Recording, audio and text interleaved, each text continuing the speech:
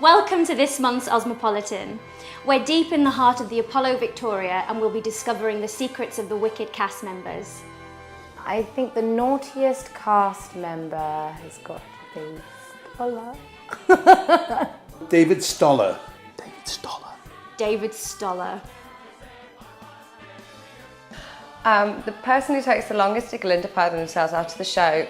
For me, I'm not sure about going out, but when we were doing the Eurovision, George Ure took an entire day to get himself ready for that. Probably one of the boys, isn't it? George Gregor, surely. Yeah, it's got to be him, actually. Actually, Gregor. I think the night Des decided to kick the set. That would be, yeah, I'd like to see that again. My funniest moment was when the Oz head didn't work, and they sort of said, "You've got to do it from the wings. Pretend it's there." And then I realised I had to go up and pull a lever so you could see all the flying monkeys. Of course, there was no lever there, so I thought, what would I do at home if the television didn't work? And I would be hit it. Well, there was nothing to hit, so I did a high kick and kicked the set instead, and then it all worked. And then when I had to kick the set the second time, everybody was standing in the wings watching me and laughing hysterically. The shiz head boy, I think I'd give to Ollie Tomset. And the shiz head girl would be Lindsay Taylor, because she's very good. She's never naughty. Head boy should be somebody who AC Garcia, who loves their school, very patriotic about their school and stuff. So I would say probably Jessup here. I'd like to nominate 2 head girls rather than a head boy and a head girl, because I think Ashley and Sarah, the 2 standbys, organise everything, so they're my head girls.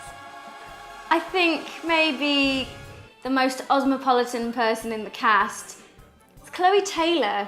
She's quite fashionable and trendy and... Most Osmopolitan, probably Harriet Thorpe. Do you think she seems very educated and worldly wise? Yeah, well-travelled, experienced. She's done a lot. Wise, So not matured sounds wrong. she's probably the most famous intelligent, person in the cast. talented. Got one? I think I do actually. The first thing that comes to mind would be the last day of the cast, like the cast change, because it was all very emotional and it was just lovely. I was going to say exactly the same. It We hadn't even spoken about it.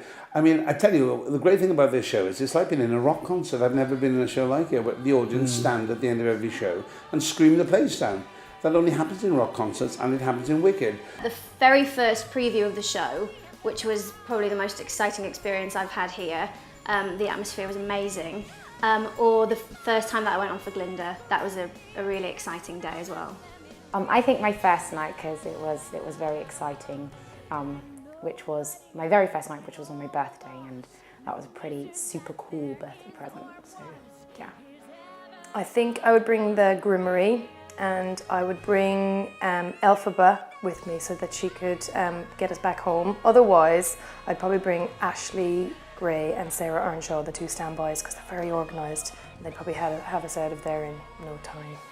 The Grimmery, because they have magic spells and I can summon all things from that I like. Can you read it though? That's the question, because it takes years of practice. Well, I'll have years to learn because I'll be on an island. Can't speak. Wicked.